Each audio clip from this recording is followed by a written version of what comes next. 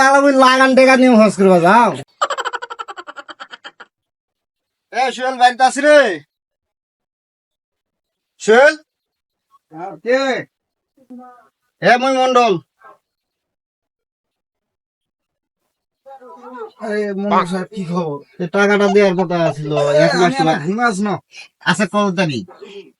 আজকে হলো 28 তারিখ তো। আচ্ছা তোর বেটির যে বিয়া হবে বিয়ার জন্য তুই যে 50,000 টাকা নিবি সেই টাকাটা মুখ দেওয়ার কথা আসলো। শুনেন, আজ মনে কর 28 তারিখ 6 তারিখে টাকা দেওয়ার কথা আসলো, তুই টাকাটা দিসনি। টাকাটা কোন দিন দিব তাই কো। মুই অত কিছু বুঝো না। তুমি মন্ডল সাহেব ঘটনা হলো কি, টাকা তো আমি 6 তারিখে দেওয়া না, কিন্তু ওটা বেতলা হয়ে গেছে।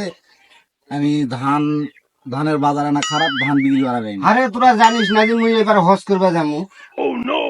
হজ করবা যাবো, তোরা টাকা দেওয়ার কথা, তুই টাকাটা দিল না কাকো। আজকে শুক্রবার ডুগডুগি হাটত যাবো, শফিকের দোকানের ওটায় অবশ্যই মুর সাথে দেখা করবো। ওটা টাকাটা মুই চাও। মুই কিন্তু ভালোর মন্দ আর খারাপের কিন্তু জম, বুঝিস কথা। আচ্ছা ঠিক আচ্ছা আছে মুই যা তুই ওটা দেখা হবি। আচ্ছা ঠিক আছে মন্ডল সাহেব, আমি দেখি ব্যবস্থা করে তুই ব্যবস্থা আমি করার দেখা কিন্তু করছি না। কিন্তু টাকাটা তুই আজকে দিব, না হলে মোর হজ করবা যাওয়া হবে। আচ্ছা ঠিক আছে, এই টাকা নিয়ে আমি মুই দেখা হজ করে করে যাই। যাই। হ্যাঁ ডুগডুগি যা। আমি দেখা করছি। ভালোর মন্দ মুই খারাপের জম কিন্তু সেটা করছি। আচ্ছা ঠিক আছে।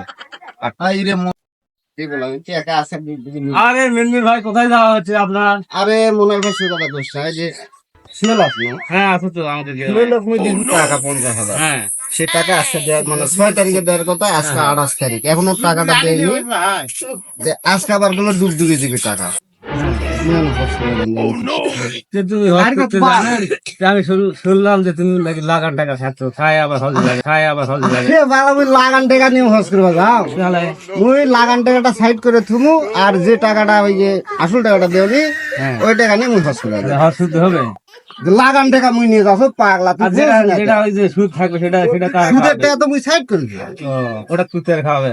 ওটা মানে বাড়ি খুশো তোর হলো ওই যে ভাবি আছে না, হ্যাঁ ওই টাকা তোর ভাবির কাজ। আরে ভাই এই বয়সে তোরা ভুল ধারণা, তোমার এটা ভুল ধারণা। কত টাকা মোর সুদের টাকা আছে, সুদের টাকাটা আমি সাইড করছি।